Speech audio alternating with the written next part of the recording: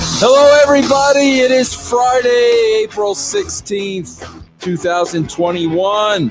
And Friday is Billi Bhatti Day. Friday is the Nitty Gritty Dirt Show over on patreon.com/Russo TWC. But right here on YouTube and right here on Twitch, we're going to give you a little sneak peek of what you're going to hear on the Nitty Gritty Dirt Show. And Billy, we all know, man, we got the cuts after WrestleMania.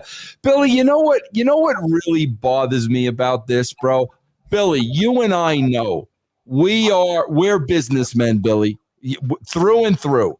So at the end of the day, if Vince McMahon feels he has some talent on his roster that is not going to make him money, I have no problem with Vince McMahon making cuts. He's a businessman, and he doesn't think this property is going to make him money or that property. I have no problem with that, bro. It's just like me with podcasting. If a show isn't going to make me money, I'm going to cut the show. But my problem is, Billy, when they say it's budget cuts, they're signing $1 billion deal. Bro, at least be honest with the talent. We have nothing for you. We don't think you're ever going to get over because of A, B, C, and D. We gave you numerous opportunities. Be honest with them. Tell them, bro, why you are letting them go. The budget cuts, Billy, is an absolute joke.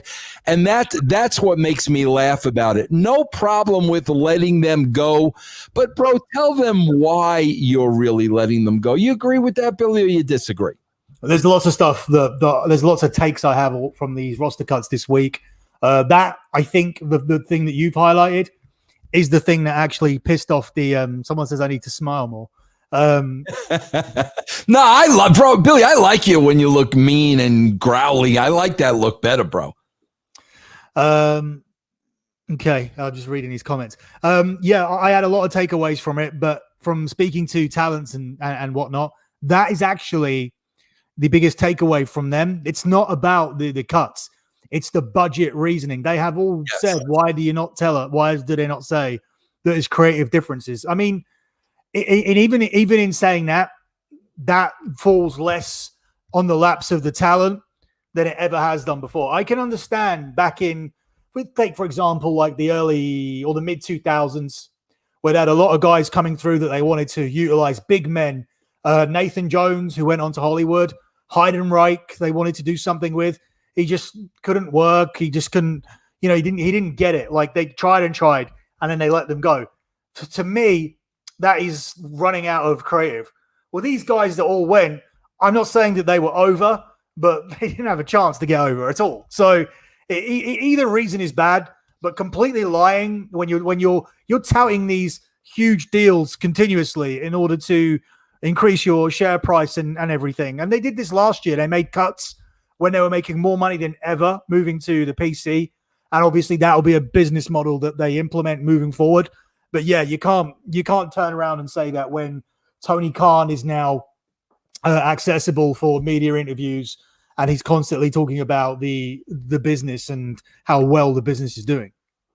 Well, guys, let me just tell everybody what they're listening to right now on Twitch and also on YouTube. Me and Billy do a show on patreon.com/Russo TWC. You see the address on the screen. We're going to go do it right after this. Prior to that, Billy gives you a little tease of what he's going to be talking about. That's what you're watching here on YouTube. Also, guys, please feel free to, cheer, donate, send a super sticker on YouTube, whatever you want to do to show your support to the brand so we can continue to bring you little shows like this. And one of you guys actually can do me a favor. That 90s Wrestling podcast, I know you had Vince on this week. Could you give a little shout out on your show to Podcast and a Poll if you can? Because I think the 90s Wrestling podcast is British. Yeah, guys, please, 90s Wrestling podcast. If you guys are mates, right, Billy, if they're mates, if they're British, give podcastonapoll.com. Didn't you do? I thought you did that podcast. I think I did. I think I did. 90s did. Wrestling. Yeah. And Annette says you should smile more, Billy. So maybe since it's coming from a female, you need to smile a little bit more, Billy. That was where I saw it from. Otherwise, if it was a man, I would have just ignored it. Billy, let me ask you this. Listen, Billy, at the end of the day, I think you and I are human beings. So let's break this down a little bit, Billy. So if I've been in that spot, bro, I've been in that spot where we've let talents go. And from one human being to another human being, Billy, I would tell them, this is why we let you go, because I would want that person to be able to work on the criticism, better themselves, become stronger in those areas, and go out and be successful. That's what I would want them to do. So I would say, listen, man, things didn't work out because A, B, C, D, and E. And hopefully they take that, they work on those things, and they go on to bigger and better things.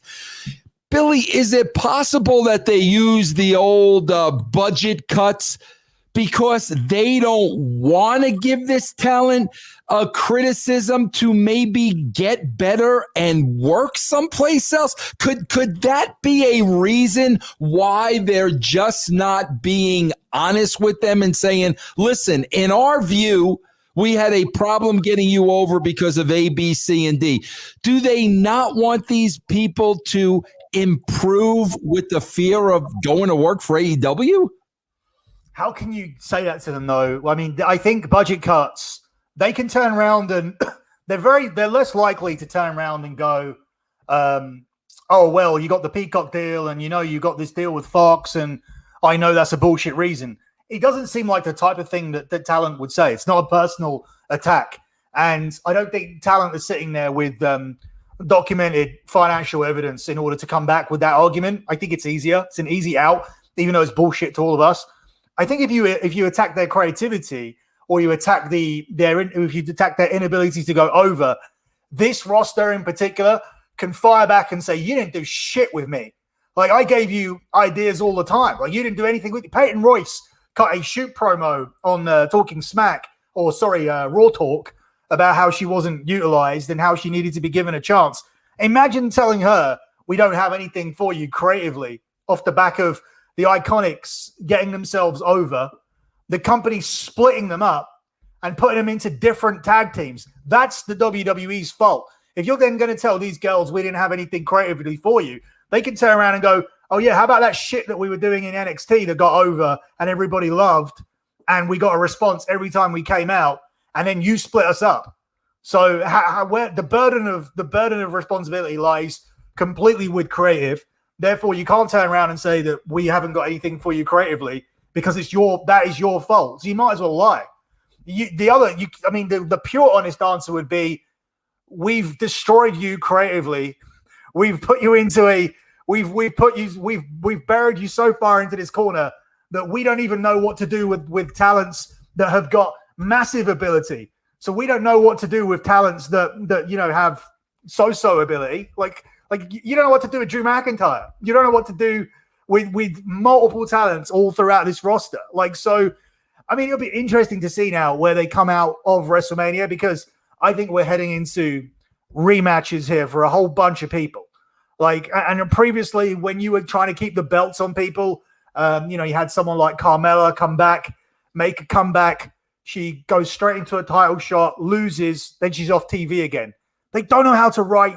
They couldn't write for her for 8 weeks. They wrote her into the title program, gave her 2 losses, and then didn't know how to keep her on TV. Billy, I got to make a comment here. I am so sorry of hearing. I'm so tired of hearing this. Somebody on no disrespect, Gimme Dalut. No disrespect to you, bro, but I am so sick and tired of the PG era killing pro wrestling. Bro, that has absolutely nothing to do with it. First of all, bro, Gimme Dalut. Go read the guidelines of PG. They are nowhere near the line. There is a lot you can do with a PG product that they are not doing. Bro, when the Attitude Era started, we started at a PG rating. Please don't use that as an excuse. Shitty, horrible, creative has nothing to do with what the show is rated, bro. Nothing. I'm tired of hearing that. I right now can step foot in the WWE and I can get that audience back up to 3 million people in 6 months with a PG rating, without a doubt in my freaking mind. Billy, you agree? I'm tired of the PG crutch. You agree or disagree with me, Billy? It's not just the PG thing, because the PG thing is there before. It's you fans who are responsible for it as well. Because as much as like every time anything comes about that's remotely controversial, there's an uproar on it. These people were getting fired, and these morons are turning around and saying, "Oh, this one's unfair, and this one's unfair, and I can't believe that one." Whilst you're hashtagging "Fire the Velveteen Dream," "Fire Matt Riddle." Bro, Billy, did you just hear what they did with Peacock and Goldust? Have you heard this latest story? They edited out one blackface, right? But bro, it wasn't blackface. Bro, Dustin's gimmick was black and gold. Bro, one half of his face was black. The other half was gold. It was part of his gimmick, and they deleted that from people. Like, bro, come on. Are you kidding me now or what? What, he went half blackface? Come on, man. It's not, and his fan base is absolutely killing the product. Twitter's killing the product. This Fire Velveteen Dream thing this week, I saw that. It just made me so angry. It's like you want these more people to lose their jobs. Look, the guy did what he did, and Riddle did what he did and everything. But at the end of the day, you are not the judge and jurors. You are the fan base that got Enzo Amore fired, and he's the best promo in wrestling, bar none at the moment. He's the most original promo and the best. And you guys got him fired. So and I'm not saying, it's probably not anybody here on my right-hand side making comments, any kind of brand member. I still continue to think that we represent the other side that just want this to improve, so that we don't have to have so much difficulty watching it. I mean, we've just come out of WrestleMania, and the Raw after was the most uninspired piece of shit I've ever seen. Like, I could not believe that was the Raw after Mania. And you dug your own hole by your social media, where you were showing all of these old pictures of Ziggler cashing in and The Rock challenging Cena and Brock Lesnar debuting and saying, "What's going to happen tonight?" Well, nothing's going to happen tonight, because nothing ever happens. And it's just it's a continuous pattern. And you can blame the talent for not getting over. You can blame Thunderdome and all of these things and the pandemic and everything else like that. But you had the opportunity, and the big opportunity came the few weeks leading into and after WrestleMania. No NFL, no baseball, no NHL, no soccer, no anything to watch whatsoever. You were the only sports entertainment, whatever, that was around. Everybody was bored out of their mind looking for something to watch. Anybody that even watched pro wrestling may have started to watch pro wrestling again if it had been anything other than match after match after match after match after match. You could have evolved the product into a proper TV show, used backstage production, shot segments, promos, whatever you would have done. Like, done stuff that the guys do themselves on Instagram, whether it be Braun Strowman in a weights room or Baron Corbin cooking steaks, or I don't give a shit. Just don't make it wrestling, because everybody else is digesting all kinds of other content that you could have produced. You blew it. You're now lower than you've ever been. And like Vince said, maybe if you hired him or somebody, you can even go the opposite way and go into Hollywood and look for somebody who's 25 or 35 years old that has a new idea. These 70-year-old wrestling industry warped wrestling bubble bullshit guys are not gonna change anything ever. Nothing. Bruce Pritchard isn't gonna do anything. I want to address a couple of things. Yes, first of all, Gimme Delude came back and said it did, Vince. I'm sorry, bro. It did. These storylines are so childish. Bro, the childish storylines have nothing to do with PG. PG does not mean childish storylines, bro. Are you freaking kidding me? You could tell great stories with a PG rating. The childish bullshit stories you're talking about has nothing to do with PG. Bro, I don't understand this argument. Karate Kid, PG. Back to the Future, 3 PG. Ghostbusters, PG. Like all of this shit's PG. All the stuff we love is PG. Yeah. I never thought that it was, this could be better if they could say I mean, bro, give me dilute. Hopscotch and green slime is not PG. It's shit, bro. It's shit. I could write beautiful stories with a PG rating. And I want to thank Sammy May for a $1.99 sticker. Thank you, Sammy. Vince, you said it before. It's not PG. It's PC. That's exactly what you just said, right, Billy? Exactly. They're handcuffed by their own fan base. They need to disconnect themselves from this social media. You cannot be influenced. How do they do that, Billy? I love what you just I said it years ago, Billy. 5 years ago, 10 years ago, go hear me say, I cannot believe the WWE is catering to an audience they already have. I never thought I'd see the day. That audience is the marks. That audience is social media, politically correct, all that bullshit. Billy, you just made a great statement. They need to tell that audience to F off and start going after the real people. How do they do that, Billy? I want to hear you. How do they do that? Common sense. It's absolute common sense. We all know in the modern day, if you eat at a nice restaurant, you will tell one person. If you get shit food, you'll tell 10. Right? Complaining always outweighs complimentary comments. It always does. And that's the thing. Like you're listening to this vocal minority, and that's the two key words you need to put together.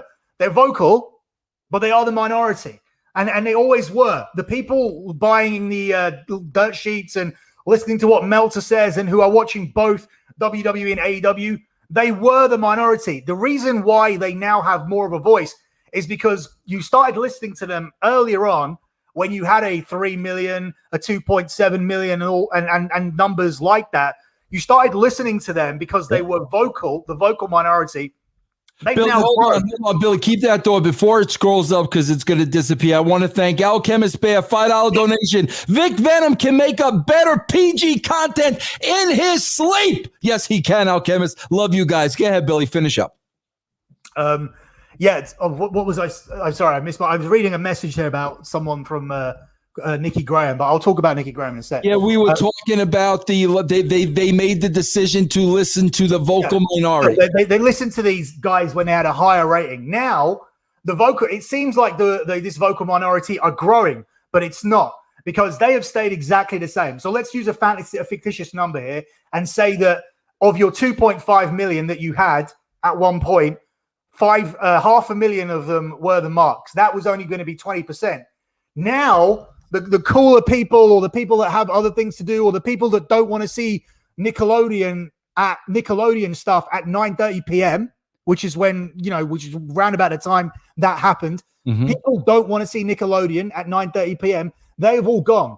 And now this 500,000 still remains. But if you know maths, 500,000 of 1.8 million is a higher percentage than 500,000 of 2.5 million, right? That's just basic maths. And they now sound louder and louder and louder and more influential. You should never, ever have listened to them in the first place, because complainers are always louder in any business or industry that you are involved in. Bro, those people were saying the same shit during the Attitude Era, and we ignored them because we knew, bro, you guys are going to watch this show anyway.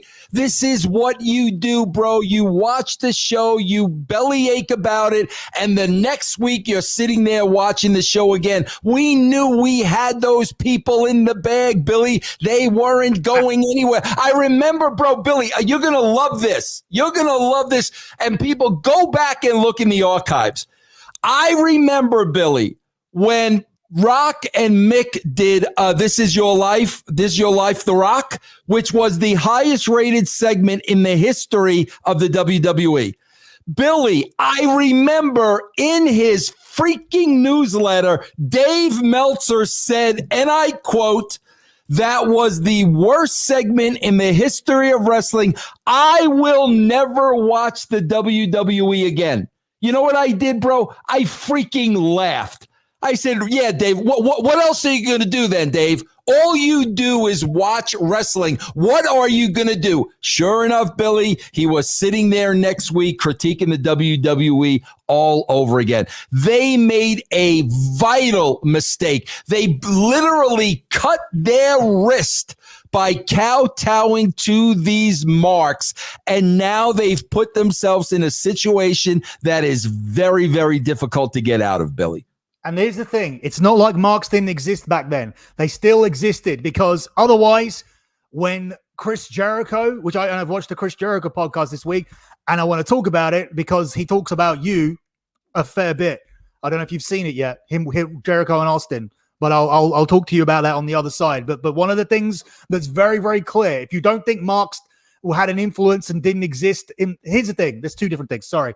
If you don't think marks existed, then you're wrong. They just didn't have an influence. Chris Jericho comes out on Monday Night Raw, and you see Jericho come up. There is a pop, and there's signs for Jericho, because they all knew, because marks still existed. They just didn't influence and change and everything that there was. Plus, also, it's a completely different time. The late 90s and the mid 90s and the 2000s, we've spoken about before, with Biggie, Tupac, Nirvana, everything that was going on in that time. It was a revolutionary period where social justice was actually gone the other way, where things had become more acceptable than ever.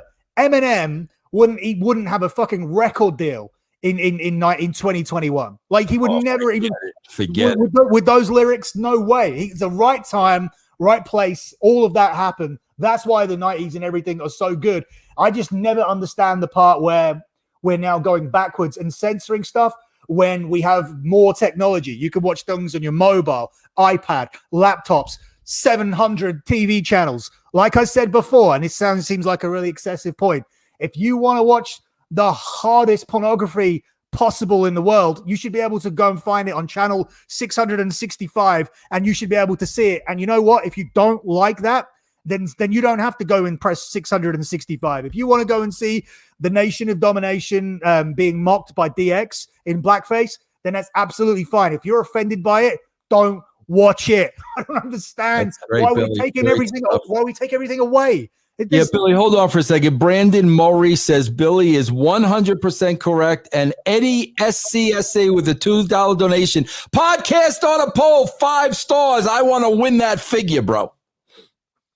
All right, yeah. Well, we'll do another drawing. This actually, we got a while now to Backlash, so 4 weeks to the next podcast on a poll. But yeah, the other two, the superstar profiles out this week, and episode, I don't know what episode number we're up to, but it's April 1997 is out now. Now, Billy, I told you when I was over in the UK, bro, I was shocked when late at night these beautiful naked women came on my TV screen.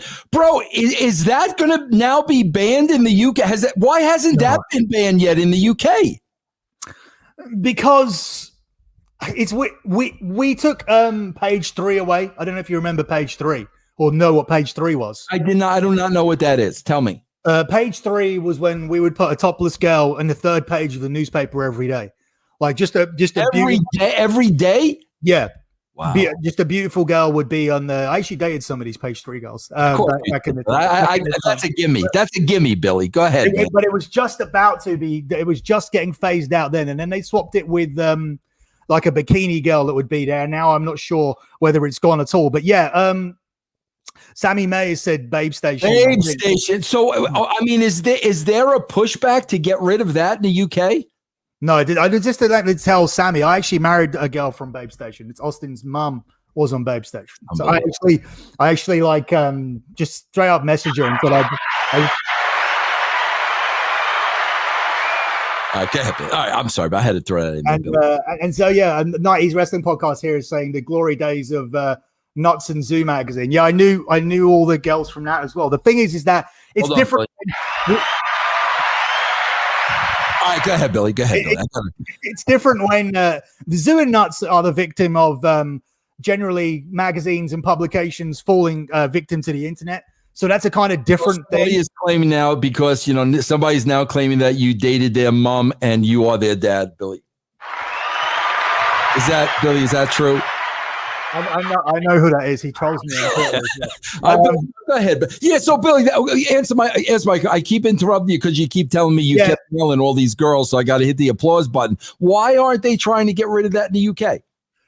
They won't get rid of that because that's in its own spot. It's not particularly offensive. It's just phone sex. It's not porn. I think obviously that in itself is dying itself. It's dying its own natural death, like things should do. What that industry is evolving into is the webcamming industry. That's where basically you can go onto the webcam and you can see more of the girl and have a more intimate one-to-one chat where they can see you. The evolution of that is what it is. Yeah. Whereas at the same time, there's other things that are dying out, like in terms of strip. It's very weird because we have this sort of weird paradox where the strip clubs are dying out because escorting boomed in this country in terms of via a website called Adult Work, where it was originally designed for webcamming, but obviously through excessive offers, girls have decided to do meets, and that guys have kind of taken the attitude of, I'm not speaking for everybody. I still like a good strip club, especially in like New Orleans, Bourbon Street, and all right, go ahead, Bill. I'm sorry, Bill. I can't help. Billy, I live vicariously through you, Bill. I'm not allowed to go to strip. Yeah, Tampa and Tampa Bay, Bourbon Street strip clubs are great. But yeah, I mean, guys have moved over to the whole thing. Oh, I'm not going to drop £1,000 in a strip club when I can actually meet a girl for a third of the price. It kind of makes sense, like how that kind of evolves. So I don't think that's that really these people are getting involved too much in the sex trade, because in fact we see so much of these things on OnlyFans where women are talking about more so how it's their independent right to earn money. And it's weird because the sex industry has been tagged alongside being a feminist movement, whereas girls, the grid girls or the ring girls, the ring girls that hold the cards, and the girls in the motor racing that hold the flags, that is sexist. Porn is fine because it's feminist, but being a grid girl or a ring girl is sexist. It's just so stupid. It's just made up rules, and this is the problem with SJW PC culture. It just doesn't make any sense. It's what one person thinks, and then it can gain some momentum, and then you can completely eradicate something like Page 3, grid girls, ring girls, all this kind of stuff can go by the wayside. And yeah, I mean, that's the thing. Like they'll campaign more so. We're seeing a lot more female presenters, black pundits, all of this kind of stuff is going, which is obviously like that they'll consider that a positive direction to go into. But it's not a positive direction necessarily when some channels are just getting any woman, whether she's good or not. And some channels are getting any black pundits. Some black pundits that we use in this country for soccer, like Micah Richards, who you won't know, but trust me, Micah Richards, Rio Ferdinand, very, very, very good soccer pundits. Emil Heskey, he's there because he's black. There's some like female pundits that do the jobs. They do it really, really well. Some of them are just there because they're women. You're always going to get that, but that is consistent now through everything. Every single thing is being affected, and wrestling seems like to be just falling in line. But the thing is, it shouldn't have done. It was always carny.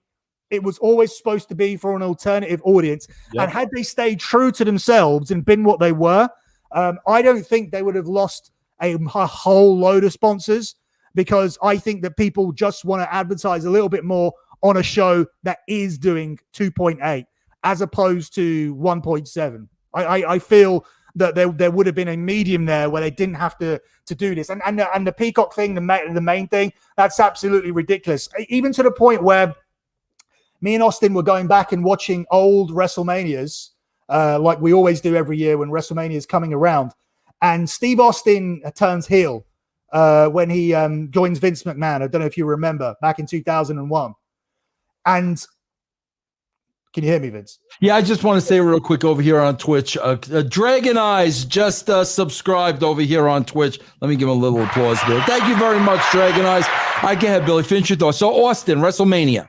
He turned heel, and he joined Vince. And basically, the main drama in that match is that he's turning, but he still can't beat The Rock. He's being the shit out of him. Stunner, rock bottom, this chair shot, that chair shot. And Steve Austin, Steve Austin will really is really going to perform in that situation. And he's going, I can't beat this motherfucker. This motherfucker won't stay down, and all this kind of. It makes it. It makes it. How frustrated Steve is getting, banging the mat, swearing, and then him trying to hit more chair shots. Vince, they've silenced it out. They've killed the drama of the main event of the best WrestleMania that ever was. Unbelievable. You can't hear him enunciating his frustration. I don't understand what the point was of destroying that. It just doesn't make any sense. But this is it. Basically, the wrong people are winning, and WWE have basically fallen in line, and there is no reason to produce this good level of PG that is easy to do, because PG doesn't mean Nickelodeon. It's not. People get confused with you. I don't know if they have you. Did they have you in the US? You for Universal. What's lower than PG? I think just G. I think G, general audience. I think. Well, we have Universal. We have PG. Instead of PG-13, we have 12, 15, and 18. So we do it all by numbers. So Universal would be a cartoon and everything. So my point is, there's a big difference between you and PG. PG stands for parental guidance. That means, parents, you might want to look at this shit just before you let your 8-year-old watch it. That's what it means, right? So that means that, it's the parent's responsibility. It's borderline if you watch it. That's what PG means. It's the borderline of whether a child can watch it. That leaves you a lot of scope to do a lot of stuff. There's another donation here if you want. Yeah, hold on for a second. Yeah, because before we get to the donation, Eddie says Billy has a potty mouth on the Dirty Sheets podcast. Super potty mouth, uncensored, unfiltered, unapologetic. And then William Rigo with a $5 donation. Thank you. Crazy to think how many of us really believe the Russo dirt. I'm fully converted now that you're the man, Vinny. Lord bless you. That's very nice, Rick. Very nice. There's a lot of messages today. I've never seen so many comments as we've had today. Because you know why, Billy? People agree with you, and they're fed up with this bullshit. Bro, did you hear Stephanie McMahon's latest comment? Bro, I'm telling you, if I owned a company and Stephanie McMahon was my daughter, whether she was my daughter or not, I would never in a million years let this woman publicly open her mouth. Every time Stephanie McMahon opens her mouth in an interview, I freaking cringe. Bro, you want to hear the last pearls of wisdom from Stephanie McMahon? Go on. One of Vince McMahon's pet peeves, and he gets hot at, is if you're doing a conference call like this, Billy, or if you're in a meeting or something and somebody says something and somebody else in the room shakes their head and agrees with it, that's a no-no pertaining to the rules of Vince McMahon, because if you shake your head that you agree, you are going to influence other people in the room.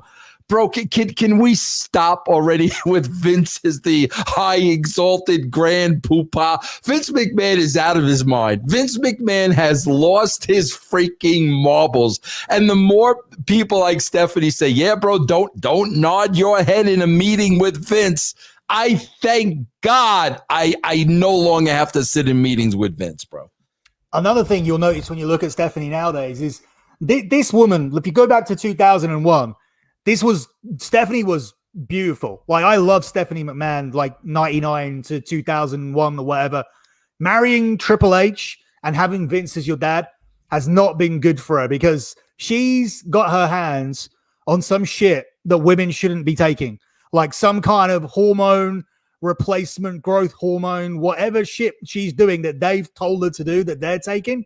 She shouldn't have taken it because her features and the way that she looks now is nothing like she looked before, and that has messed her up. Can I tell you? Unwomanly now. Can I tell you something, Billy? Yeah. I'll never forget. I was working for the WWE, Billy. This had to be circa 95, 96. Okay. Billy, it was some kind of company thing. I don't even remember what it was. But I remember this beautiful, striking, natural girl next door in this beautiful red dress walked in the room. Billy, I'll never forget this.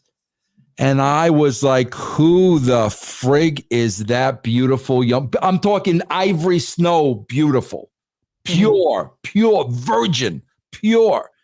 And I said, who is that beautiful young girl? It was Stephanie McMahon. I'll never forget the first time I saw Stephanie.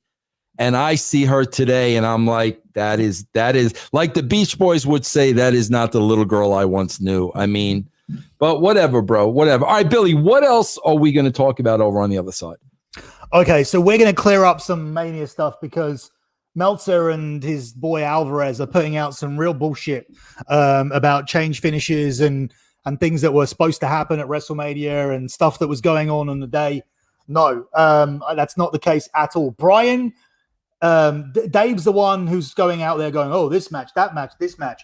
Alvarez is saying, well, I only heard of two, and they're none of the ones that you're saying. And so through process of elimination, there's still a lot more matches to look at. I'm starting to think that Alvarez may actually be slightly credible, that he may actually, talk to a guy or two, possibly a Shane Helms or something like that, who's been in and out. But Dave is just in a fantasy land right now. And we'll talk about these changes to the finish and what was real and what wasn't real. We're going to talk about somebody who won a championship at WrestleMania, but I have no hopes for her, for this person remaining in that at that level. You don't even have to tell me who it is. I know exactly who it is, but we'll talk about that on the other side. What else? Yeah, we have like more WrestleMania news. I want to talk about the Jericho podcast because it's Vince Russo heavy at one point. May actually get you to watch it, may persuade you to watch it, to listen to certain parts that he credits you for. So yeah, I want to discuss that with you. And yeah, and just as I said, WrestleMania bits and moving forward and WrestleMania Backlash and when that came about. And yeah, we're just gonna tidy everything up and separate the facts from the fiction, really. Let me thank William Regal with a $5 donation. Thank you, Mr. Regal. Thank God the days of everyone kissing Triple H and Stephanie's ass are gone. Smarks think NXT was the new game changer. Now she wants as many girls. Rest in peace, WWE. All right. Just one question that came up earlier. Someone from a really famous housemate from the Big Brother 1 year before mine died this week. She's 38, but she'd suffered with anorexia throughout. I didn't really get on with this person just because she's a lot like she was on TV. The whole TV thing wasn't an act, but she had those problems, like those eating disorder problems. But she also had other issues, like for example, like because I'm one of the bigger housemates, I continued to work for about 10 years, but she was bigger than me. Significantly. She's one of the biggest of all time. Like she's top 3. I wouldn't put myself in that category at all. So she was on everything, and I ran into her a few things, but her mum would always bring her. So she had enough money to buy many houses and things, but her mum would always bring her. There was always something going on there with the fact that they're saying that the death is anorexia, but that's come around in this lockdown period. I don't think that's a coincidence at all, because I don't think that person would have been able to deal with this situation. And that's the thing, like I've been saying consistently throughout. No one should die at 38, and nobody should be subjected to these lockdowns. The death tolls like this for this anorexia, which I classify as a mental illness, some people won't. That was brought about by the lockdown. Late diagnosis of illnesses, that's a result of the lockdown. Missed treatments that was people supposed to get, that's the result of the lockdown. So whereas you're wearing your bullshit masks and hiding away and sitting inside and keeping your distance and everything like that, and you may be reducing deaths from this one thing, the deaths are going sky high with the others, from mental illnesses and suicides and late diagnoses, preventing things that could have been stopped, and obviously people missing significant treatment. So this is doing nothing, and we need to stop it now. And that's what I still believe that we should be doing. Like, and I've had it, and I had it bad, but trust me, I take it 3 times to just go out and do some shit. Yeah. All right, Billy, tell everybody about podcast, lock betting, dirty sheets. Go ahead, bro. Take it away. Yeah, lockbetting.com. I'm going to talk about our NBA run today. 28-6-1 this week in the NBA. 28-6-1. Yeah, that's a really, really good run in the NBA. We're also winning in tennis. There is only half the month left, but I would not normally recommend to sign up, but I would still sign up if we continue going on this run, because one winning day like that will pay for the entire month. I can't see Vince anymore. I gave you a whole screen for your spiel. Go ahead, Bill. I gave it to you. Go. I thought you just gone for a piss break. Also, make sure you check out the dirtysheets.com. That's where we give you all of the news, and then me and Vince come and break it down here. You can also get a combat pack there. If you don't want to bet on all sports, you can just bet on WWE and UFC. Actually, as they say that, there's something I definitely want to talk about on the other side.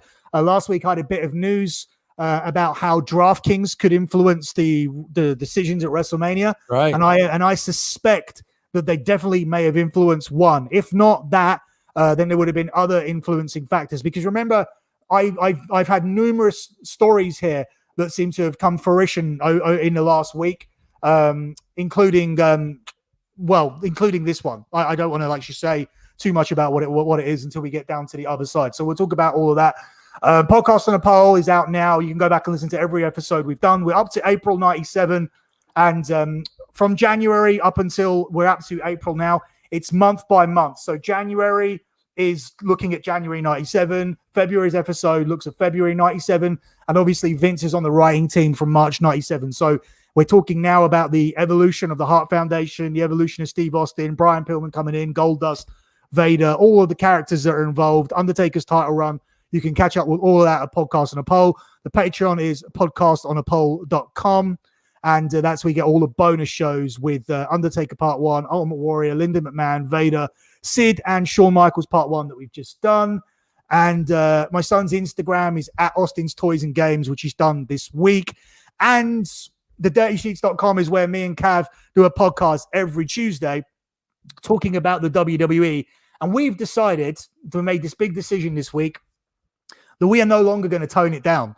We had toned it down a little bit because we were partnering up with Vince Russo. We didn't want Vince getting a whole load of emails going, these guys, you're working with these guys. And we really toned it down. But honestly, we saw all of the social justice comments this week, Fire Velveteen Dream, Fire Riddle, all of this kind of stuff. And we just figured that we're just going to do our show. We're going to go back to doing our show the way that we did it, just saying what we want. Yes. People have tried to get us kicked off before and they didn't. So I don't know why we didn't majorly scale back. People who have been loyal to us for, 6-7 years, they noticed, over the last 12 months, there was a little bit more carefulness, shall we say, about what we were going to say. We don't care anymore. We're just going to go back to doing our show from this week. If we offend people, just stop listening. Yeah, no, Billy, don't scale back because of me. I don't want that, bro. That's what this is all about, bro. Speaking your mind and speaking truth and having that freedom, bro. So, all right, guys, listen, man, I want to thank everybody on here for all the donations and the the stickers, and I want to thank you guys for the support. Guys, if you want to hear the whole show now, what Billy's going to discuss right here, bro, patreon.com/Russo TWC. Guys, it starts at 75 cents a week. You can get the whole show with all the news, all the dirt, everything going on behind the scenes. That's patreon.com/Russo TWC. Guys, I will see you over on Patreon.